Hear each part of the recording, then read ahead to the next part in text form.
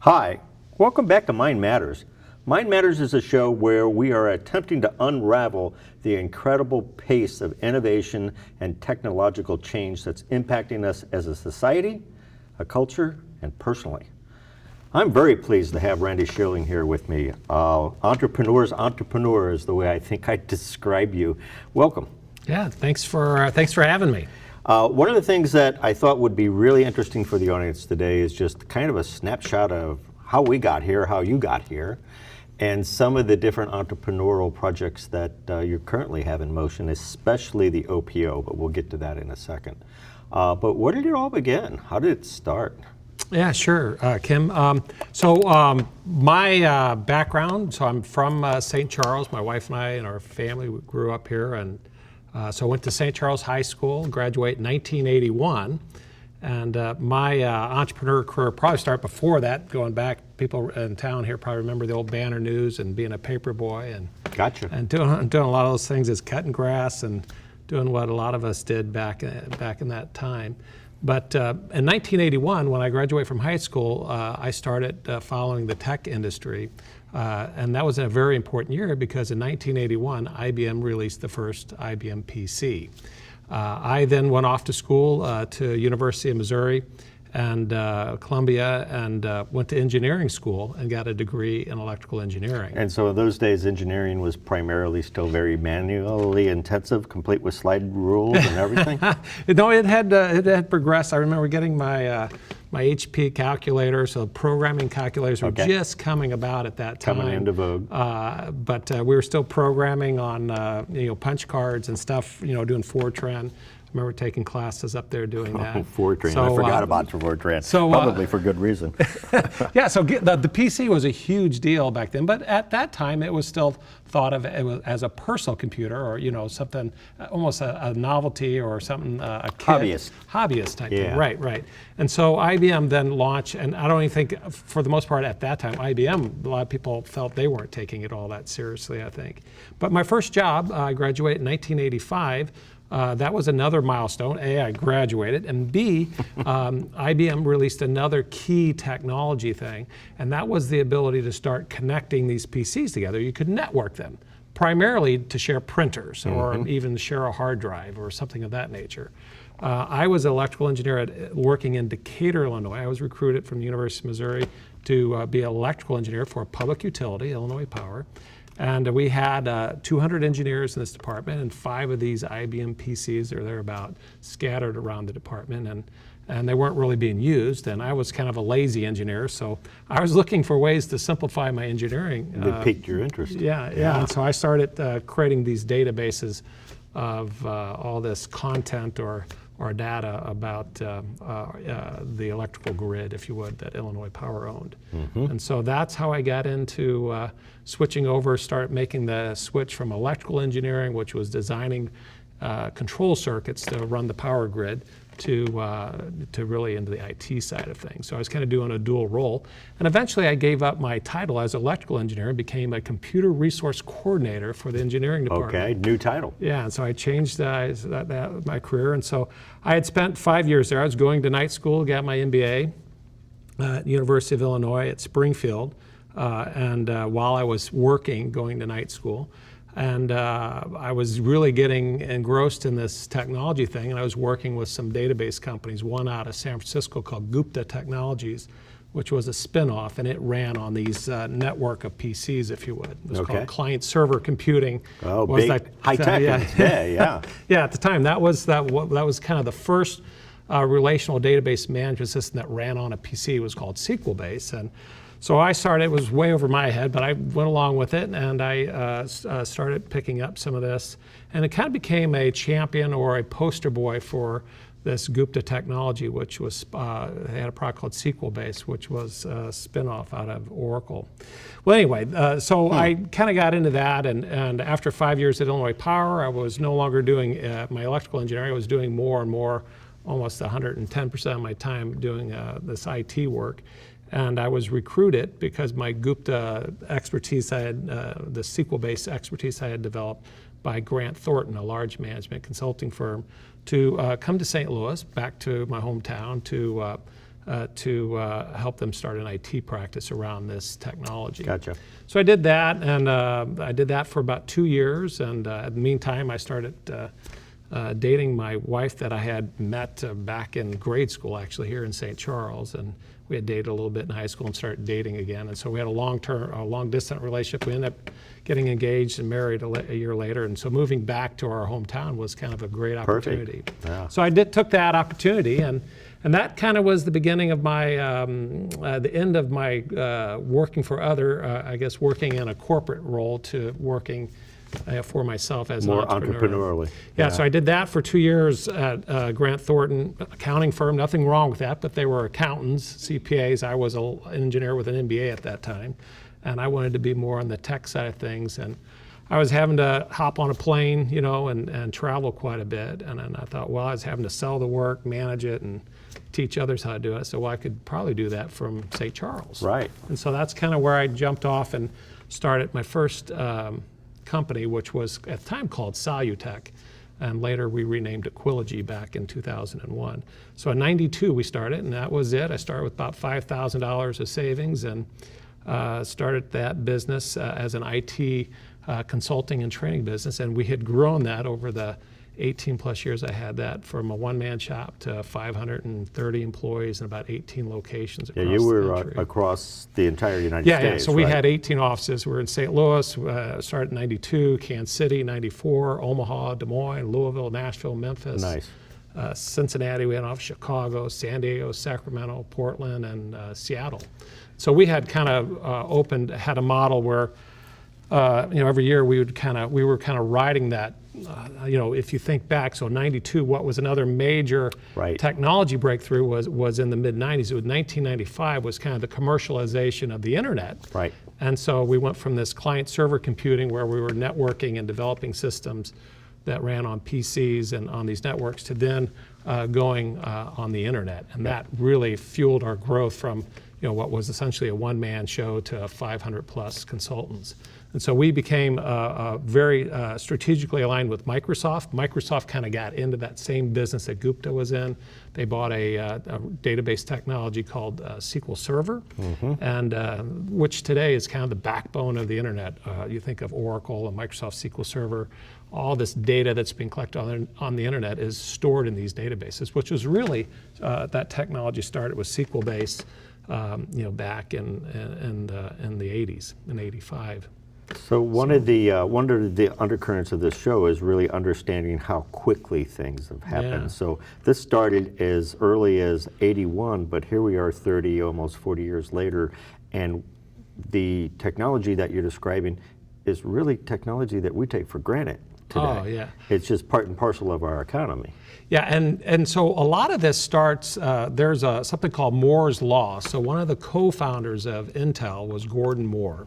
And a lot of you may have heard, this is the 50th year anniversary of Moore's Law, where Gordon Moore, the co-founder of Intel, had this law, and he basically said that every year we double the number of transistors that'll fit on a chip that runs our computers, our phones today, our watches, our cars, everything.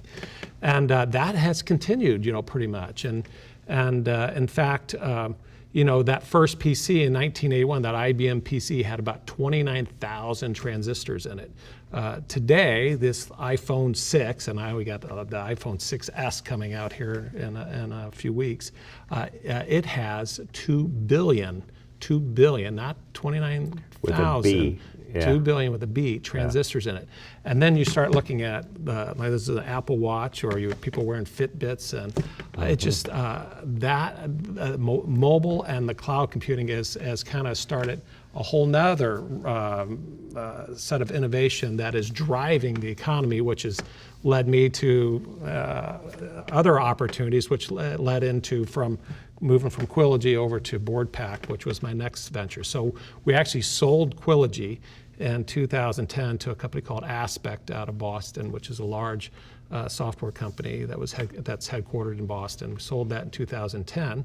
And my chief technology officer at the time, Alan Groh, who I had pretty much was my first employee and first, I'd call him more of a partner than an employee. We've been together a long time. Yeah. When we sold the other company, I had promised him that we would not just stop at that point, but we'd find something else to do, life after Quillogy, and that life was, so I had him in the contract when we sold, he was earmarked, and where after a year he could come over with me. He was the only one. I didn't know what we were going to do, so you were dreaming again. Yeah. So nice. But I sat on a bunch of boards, and we were looking for I was trying to just think, all right, what am I going to do when Alan comes over? He's coming. He was ready to.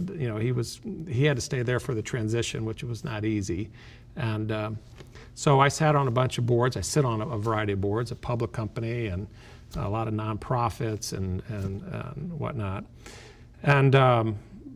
First thing I noticed was when I'd go to these board meetings, they would always give me these big 3-ring binders, these board books, and it was all paper. Like it was 1952. So this was 2010 though. Right. And so we sold in January 2010. We closed the deal in early January, and then March 2010, another major breakthrough came through in technology, and that was Apple released the iPad.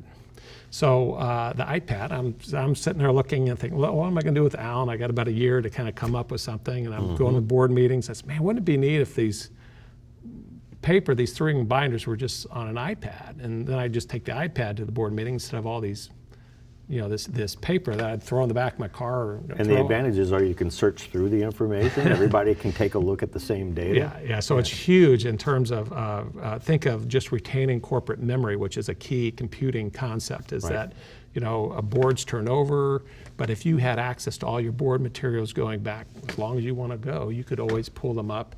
And it's like the internet today. I mean, it's almost like, when you Google something, as kids, you'd always try to, outsmart the other person. You always would challenge somebody on some topic or some fact. Well, today you don't even see that, because today you just Google it. Right. Well, same thing should be of your organization. You should retain that corporate or that organizational memory. If you could do that, just think of how more productive the boards can be. Oh, how did we do that 10 years ago or 5 years ago or even a year ago? Right. You have all those board materials, the agenda, the presentations, all the voting, whatever took place.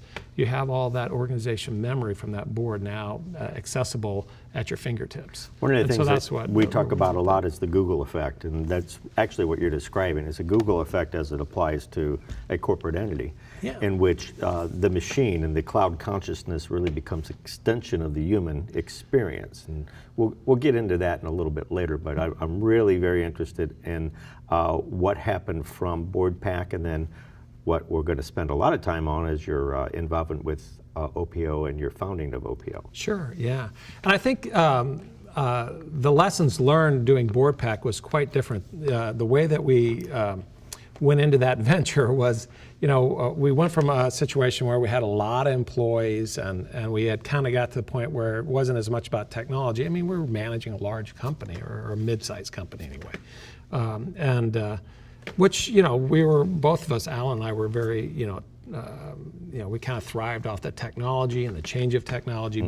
Quillogy itself, thrived because we were always focused on emerging technologies and taking advantage of those technologies in the marketplace to get projects. And we had done a lot of custom software development for some large companies, and including Microsoft itself. We had at one time 25, 30 employees working on the campus of Microsoft, and so that opportunity when the iPad came out it was more than just the iPad. It was also the concept of cloud computing, that we no longer needed a data center. So when we had Quillogy, we had built in the back of our building, we had our own data center. We had servers and racks, and we had two sources of fiber coming in. We had backup generators and air conditioning.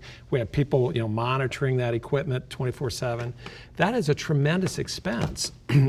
So when you go to cloud-based computing, that all goes away. It all goes away. So when we started BoardPack, we basically said, I said, Alan, don't we need to buy a server or whatever? He said, no, we're not going to do that. We're going to do the cloud. And that was a huge transformation in terms of our thinking, it was really BoardPack was the culmination of both mobile technology, whether it be a phone or an iPad, and cloud computing. Yeah, and that was a key thing. Hold that thought. We're going to have to take a quick break, but this is going to get more fun. See you in a minute. Na na na na na, I love you so. I love you, I love you. La la la la, la la la la la la la. We're here. Yay! It's a short drive from your neighborhood to your naturehood. To find a neighborhood park or green space near you, visit discovertheforest.org. Listen to me. I am captain of the track team. And if I'm late, She doesn't really think she's going to get out of here, does she? Be nice, she's new. Hello, is anyone there? Ugh! Wow. Even from our standards, you look awful. Oh, sweetie, what happened? Me? My friend Becky got to talk to this super cute boy, and I tried to act like I wasn't jealous, but I so totally was. And then out of nowhere, this concrete barrier just popped up. Maybe it was a semi. You mean you were driving? Yeah. I mean, I know the whole eyes on the road thing, but this was a super important text. Maybe you have to know, Becky. Texting? Great. But it was only like 5 seconds, and I'm a really, really fast texter, so it wasn't even a big deal. Actually, has she texted me back yet? Wow, I get like no bars in this place. I wonder if they have Wi-Fi here.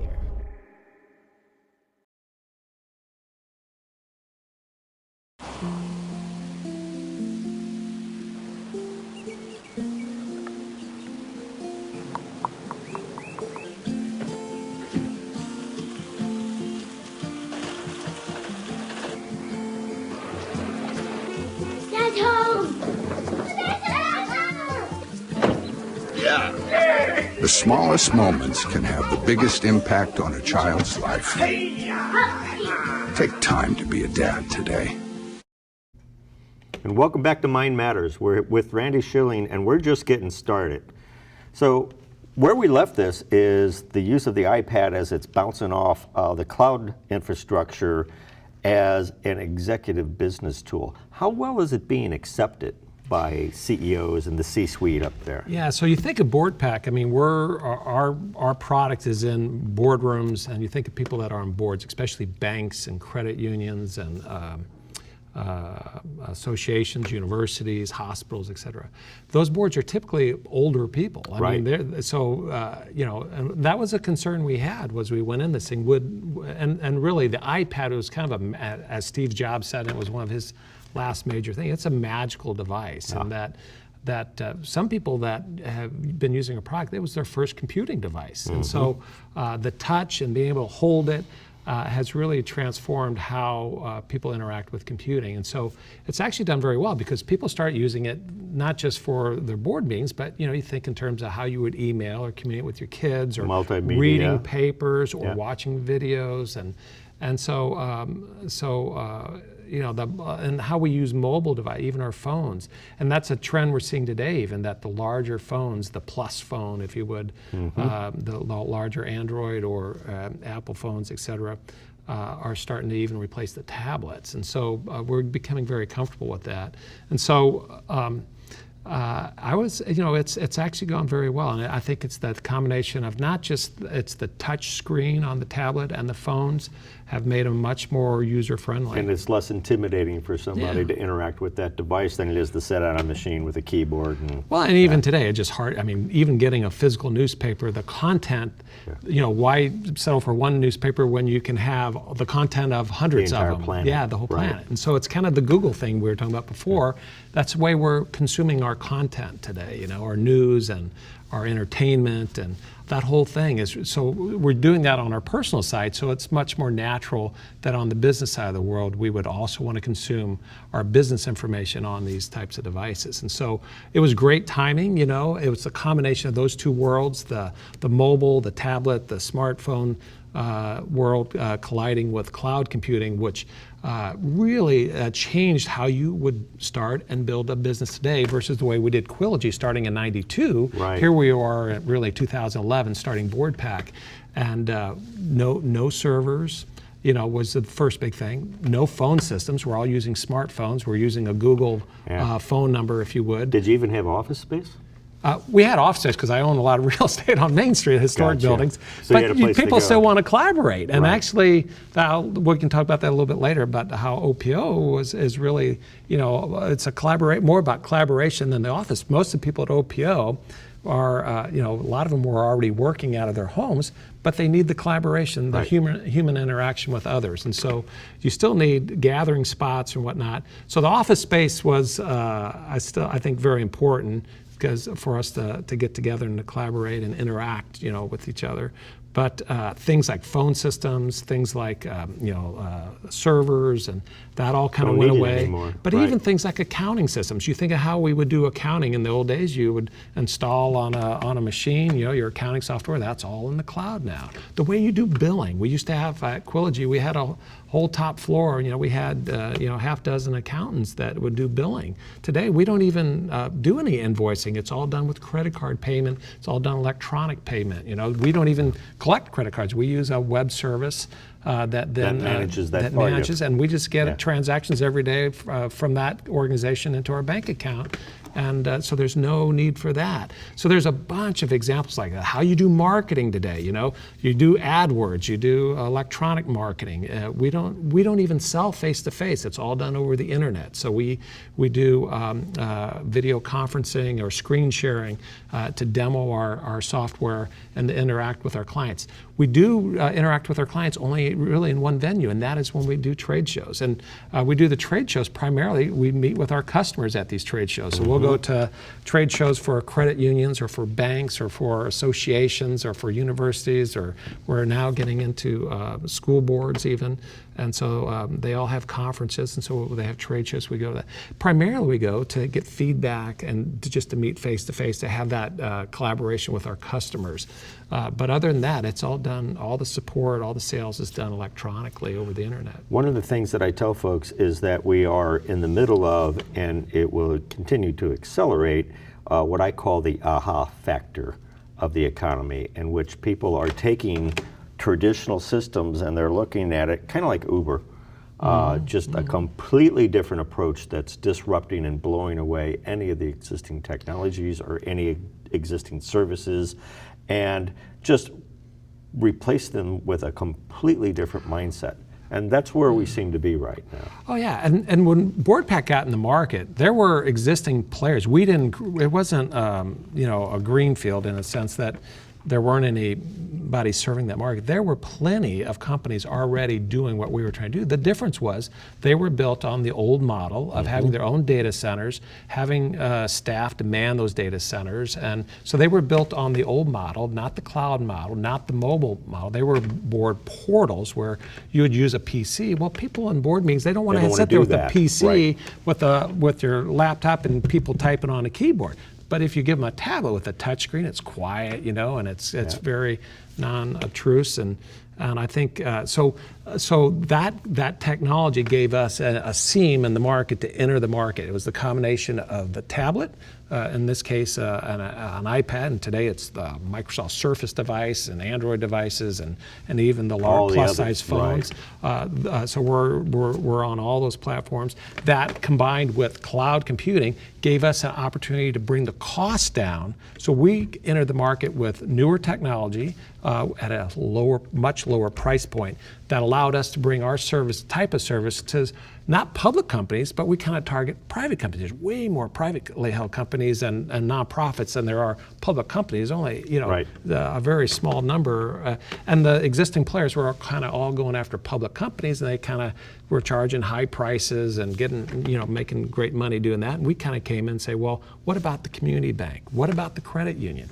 And we quickly found a market there. They were underserved because the larger ones could afford these higher price board portals, but the rest of them, the opportunity to do that was too expensive.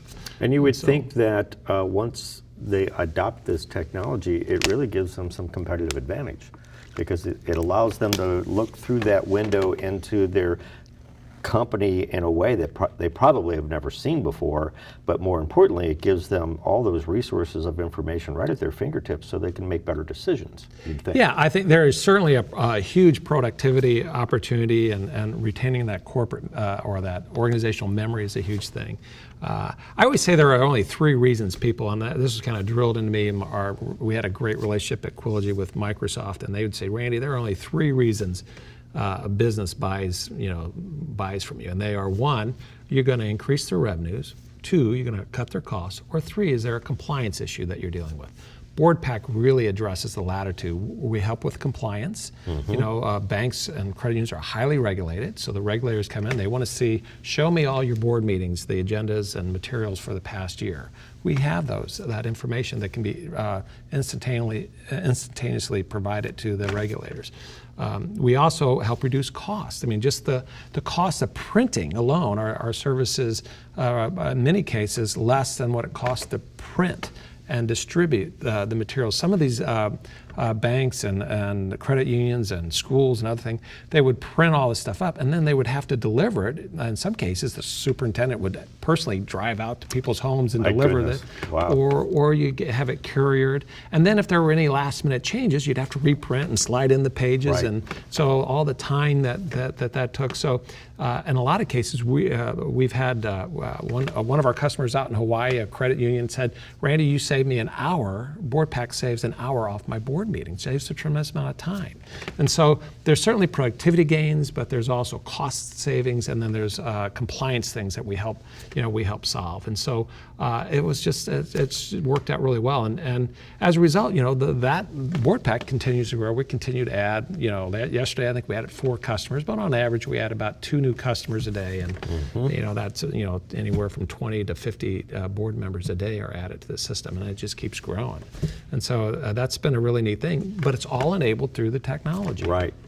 Yeah. And so what you end up with is a executive level suite that has indoctrinated themselves in the technology that is going to filter its way through the entire company, as opposed to somebody at the bottom of the pit trying to get the executives up top to use technology. They're shoving it down. Well, think of schools, grade schools, high schools, universities are using more and more. They're using these tablets in the school, but the board's still using paper. Well, they feel, well, if we're trying to go paperless in the schools, maybe the board should be doing the same thing, And so we see a lot of that, and we certainly see that in community banks and credit unions. Everybody's trying to be more green or paperless, and so there's a portion of the environment element, I guess, a little bit in what we do as well. But yeah, technology, Moore's Law is still going on. I mean, you think of even this past, last week was a major, some of these announcements from the tech companies are major events. Like last week, Apple had another one, and so now we're going to see these much larger iPads with 4 speakers. They're definitely after the business marketplace. Yeah, and we're seeing they're calling it the Apple Pencil, which is a fancy stylus, but amazing technology in terms of being able to now, how precise you can be in terms of drawing, and we do a lot of annotation, so things like that, bring that make that technology even cleaner or nicer to use than previous. Things are faster. We just released a big piece of BoardPack. Is security is a huge concern, and so we have 2-factor authentication, but we also, with this latest release, released a Touch ID. So to be able to log into BoardPack, you can use your fingerprint. So one of the biggest roadblocks an older person on a board has is they forget their passwords or credentials.